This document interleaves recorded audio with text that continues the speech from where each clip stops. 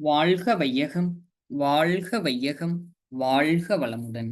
வேதாத்ரி மகரிஷி அவர்களின் நாள் ஒரு நற்சிந்தனை. நாள் ஜூன் 25. தலைப்பு அறிவின் முளிமை. அறிவு என்பது உண்டா இல்லையா?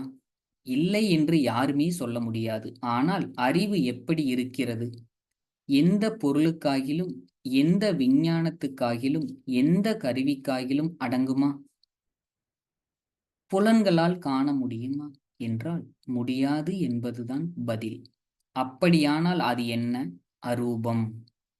முழு முதற் பொருளாகிய ஆதிநிலை, வெட்டவெளி, சிவம் என்று சொல்லக்கூடிய அரூபமா? ரூபமா? அதுவும் அரூபம்தான். அரூபத்தில் இரண்டு இருக்குமா? இந்த கேள்விதான் உண்மையை உணர்த்தக்கூடிய கேள்வி.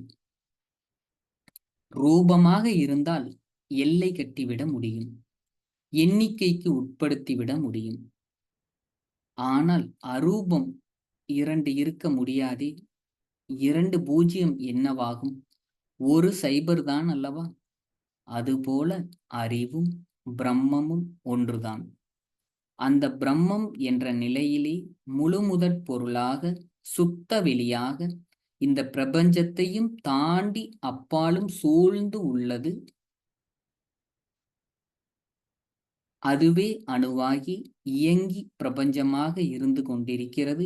இந்த பிரபஞ்சத்தில் ஒவ்வொரு பொருளிலும், தன்மையிலும் இருந்து கொண்டு உயிர்களில் இவைகள் எல்லாம் உணர்ந்து கொள்ளக்கூடிய ஆற்றலாகவும் இருக்கிறது.